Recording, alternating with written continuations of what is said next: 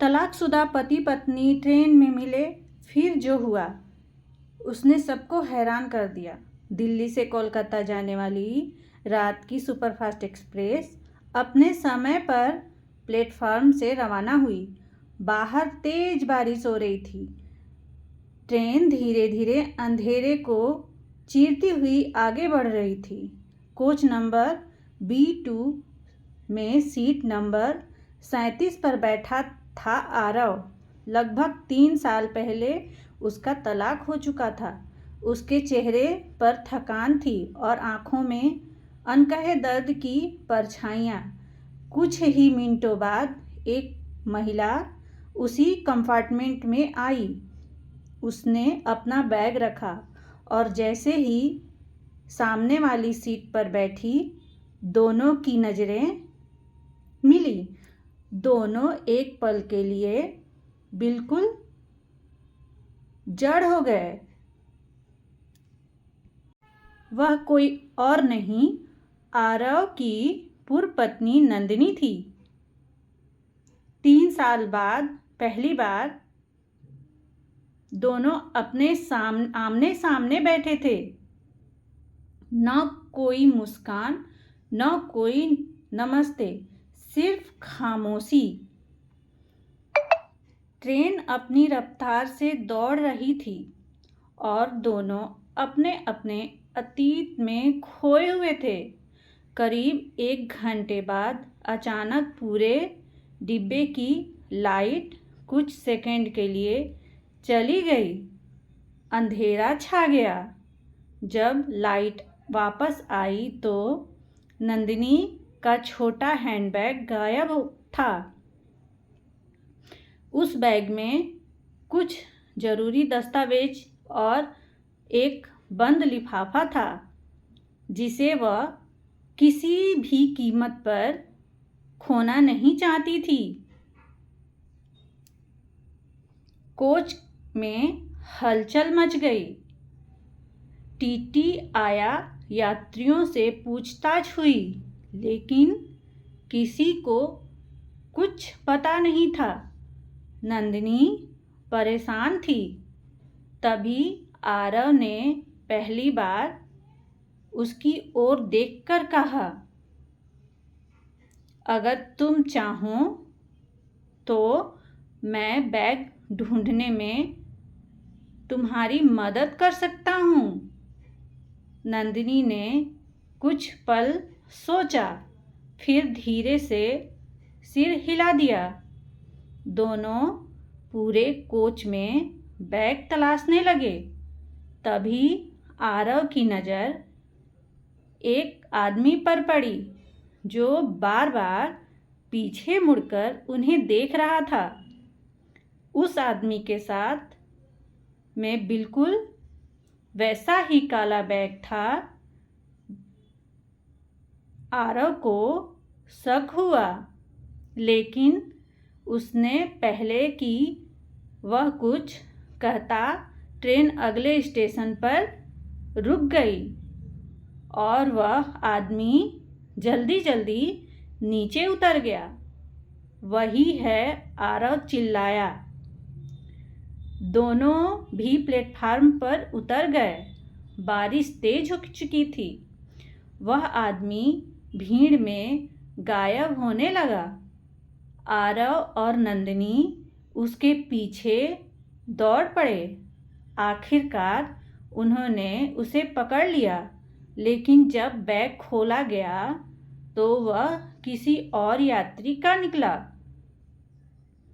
दोनों एक दूसरे को देखने लगे। शक गलत था। वे वापस ट्रेन की ओर दौड़े। किस्मत अच्छी थी कि ट्रेन अभी रवाना नहीं हुई थी। दोनों फिर अपनी सीटों पर लौट आए। तभी सामने बैठे एक बुजुर्ग यात्री ने धीरे से कहा, जिसे तुम ढूंढ रहे हो वह बैग चोरी नहीं हुआ। दोनों चौंक पड़े। क्या मतलब? बुजुर्ग बोले, जब लाइट गई थी मैंने देखा था एक छोटी बच्ची गलती से वही बैग उठाकर दूसरे डिब्बे में चली गई। शायद उसे अपना बैग लगा होगा। आरव और नंदिनी तुरंत अगले कोच में पहुँचे। वहाँ सचमुच एक परिवार बैठा था। बच्ची ने मासूमियत से कहा, अंकल, मुझे लगा ये हमारा बैग है। बैग मिल गया। नंदिनी ने राहत की सांस ली, लेकिन कहानी यहीं ख़त्म नहीं हुई। आरव ने मुस्कुराते हुए कहा, इतनी चिंता सिर्फ एक बैग के लिए? नंदिनी की आंखें भर आईं। उसने धीरे से कहा,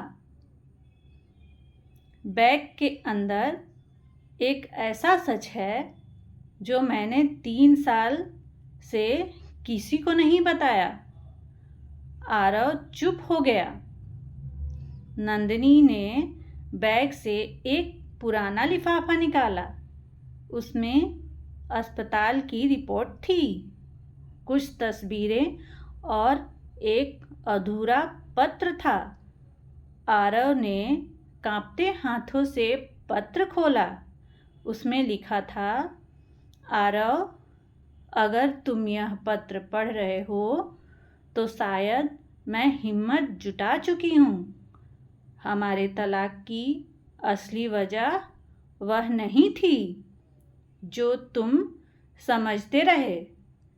मुझे एक गंभीर बीमारी का शक था।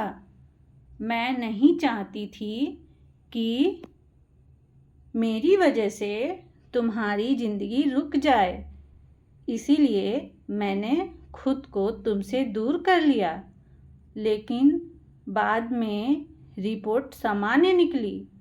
तब तक बहुत देर हो चुकी थी। मैं तुम्हें वापस बुलाने की हिम्मत कभी नहीं कर पाई। आरव की आंखें से आंसू बहने लगे। तो तुमने मुझे सच क्यों नहीं बताया? नंदिनी ने कहा, क्योंकि मुझे लगा अब तुम्हारी जिंदगी आगे बढ़ चुकी है। कुछ देर दोनों चुप रहे।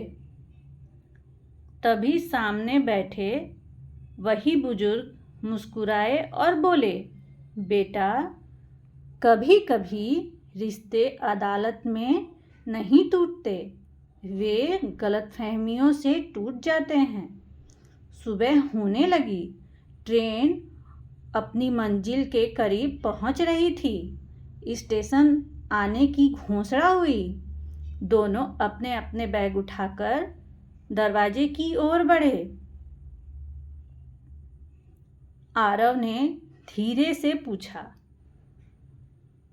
अगर उस दिन हम दोनों एक बार खुलकर बात कर लेते तो क्या आज कहानी अलग होती? नंदिनी ने हल्की मुस्कान के साथ कहा, शायद। दरवाज़ा खुला। दोनों प्लेटफार्म पर उतर गए। भीड़ बढ़ती जा रही थी। कुछ कदम चलने के बाद नंदिनी पीछे मुड़ी। आरव अब भी वहीं खड़ा था। दोनों की नज़रें फिर मिली।